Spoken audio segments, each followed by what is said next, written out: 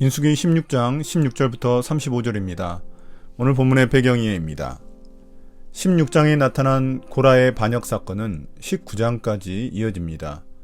16장은 고라의 반란 사건이고 17장은 아론의 제사장적 리더십을 다시 세우는 내용입니다.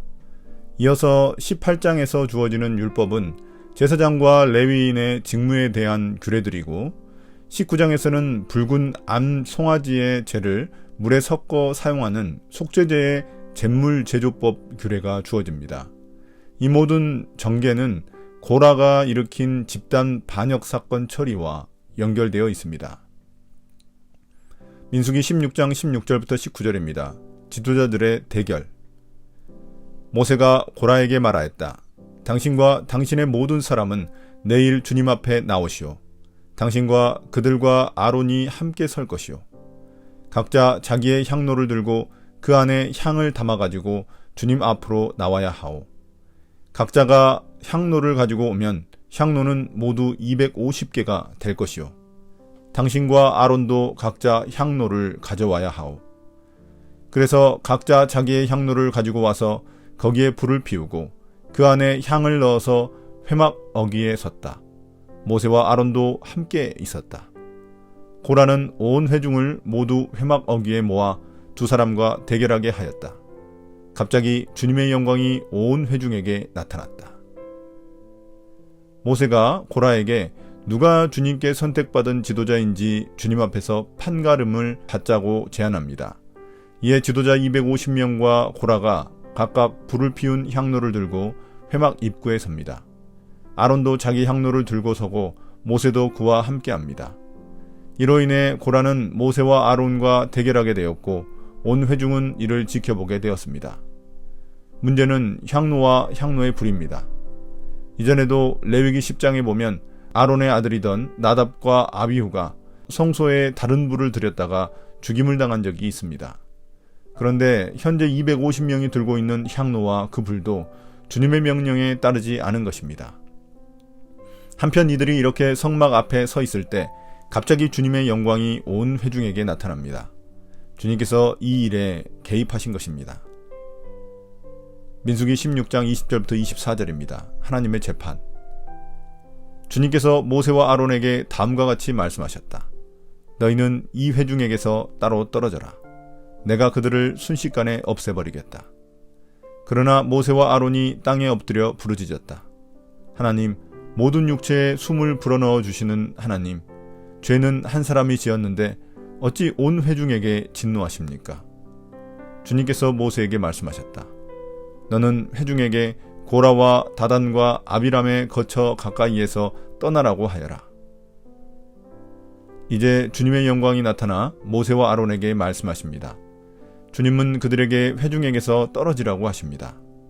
주님의 심판이 그들에게 나타날 것이기 때문입니다. 이때 모세와 아론이 주님 앞에 엎드려 그들을 위해 중보기도 합니다. 한 사람, 고라의 죄로 인해 다른 백성들을 죽이지 말아달라는 것입니다. 그러나 이는 고라 한 사람의 죄가 아니었습니다. 250명이 넘는 백성들이 적극적으로 반역에 동참한 것입니다. 그럼에도 불구하고 주님은 모세와 아론의 기도에 응답해 주십니다. 주님은 모세에게 백성들이 반역을 저지른 고라와 다단과 아비람 근처에서 떠나게 하라고 명령하십니다. 모세의 중보기도로 인해 백성들에게 돌이킬 기회가 생긴 것입니다. 이처럼 모세와 아론은 백성들을 위하는 참된 지도자라는 사실을 암시하고 있습니다. 민수기 16장 25절부터 30절입니다. 모세의 경고. 모세가 일어나 다단과 아비람에게로 가니 이스라엘 장로들도 그를 따랐다. 그는 회중에게 경고하였다. 당신들은 이 악한 사람들의 장막에서 물러서시오. 그들에게 딸린 어느 것 하나도 건드리지 마시오. 건드렸다가는 그들의 죄에 휘말려 함께 망할 것이오. 그러자 회중은 고라와 다단과 아비람의 거처 주변에서 물러섰다. 다단과 아비람은 밖으로 나와서 그들의 장막 어귀에 섰다. 그들의 아내와 아이들과 어린 것들도 함께 섰다. 그때 모세가 말하였다.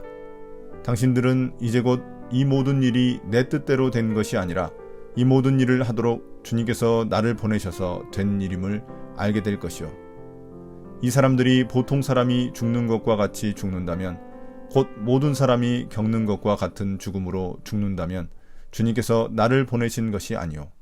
그러나 주님께서 당신들이 듣도 보도 못한 일을 일으켜서 땅이 그 입을 벌려 그들과 그들에게 딸린 모든 것을 삼켜 그들이 산채로 수월로 내려가게 되면, 그때의 당신들은 이 사람들이 주님을 업신여겨서 벌을 받았다는 것을 알게 될 것이요.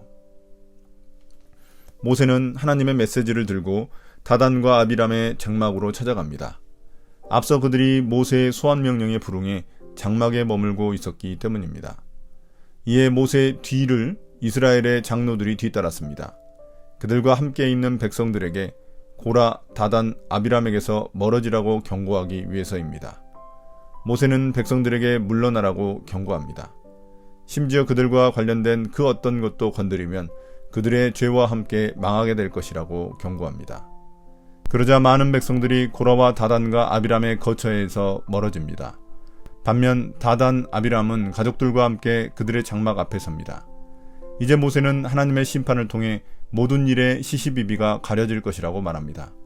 모세는 반역을 저지른 무리들이 보통 사람처럼 죽지 않고 큰 사건이 일어나 비참하게 죽을 것을 예고합니다.